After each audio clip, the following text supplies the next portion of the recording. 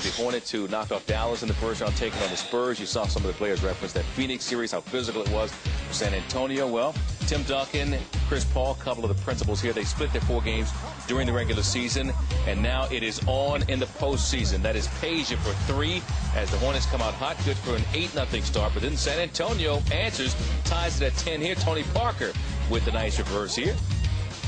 It certainly was. He went to the other side of the rim. Bruce Bowen waits, then fires to Manu Ginobili for a 3.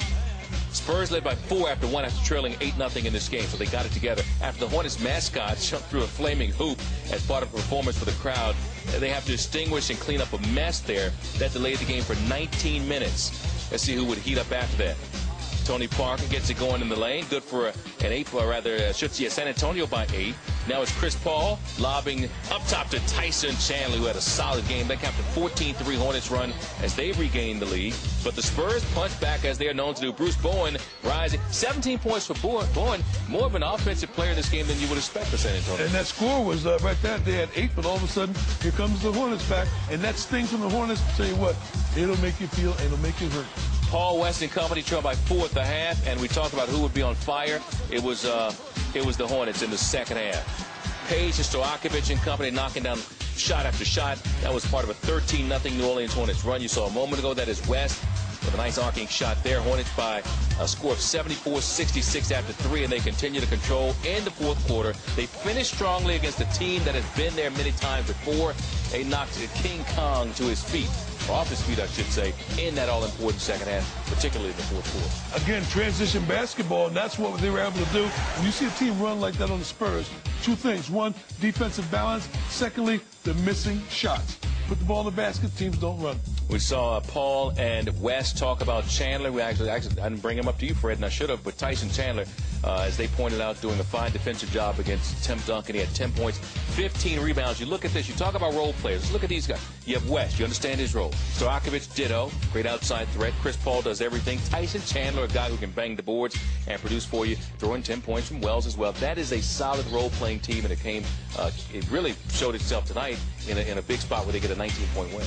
And shooting 50% from the floor, but more importantly, they out-rebound the Spurs 50-34, getting 16 offensive rebounds to only 8 for the Spurs. So Tony Parker talked about coming out of that physical series with the Phoenix Suns. The Spurs are playing like a team that came out of that physical series, needed more time to recover because their legs were dead in this ballgame.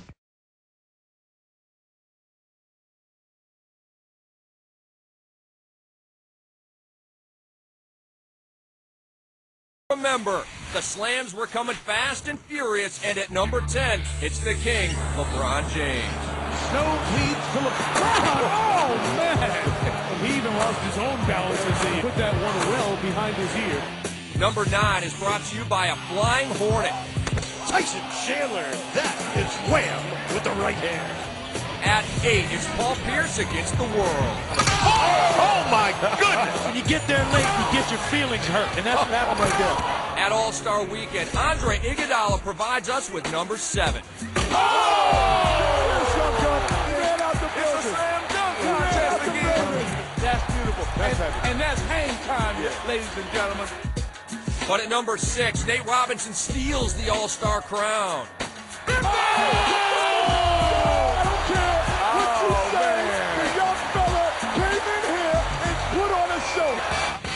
At 5, Andre Iguodala shows he can do it in a game, too. Oh, wow. Wow. All right, hold on. That got the people even up here behind us. Guys are yelling, oh, and ah. That was sensational. At 4, it's Monte Ellis taking it right at the defense. Ellis to the rim. We saw a guy that was a little smaller. My word. Number 3 is a guy who's been doing it for years, Vince Carter. Back to Carter. Oh, Vince Carter right at morning. The fans love that one. Over the top of Alonzo. At 2, it's LeBron James rising. James. Oh, the shot for LeBron James. Oh, my. There was no way that LeBron was going to be denied. And the top dunk is Dwight Howard reaching for the stars. Howard again. A spectacular finish. Goodness, looks even better the second time. Oh, yeah.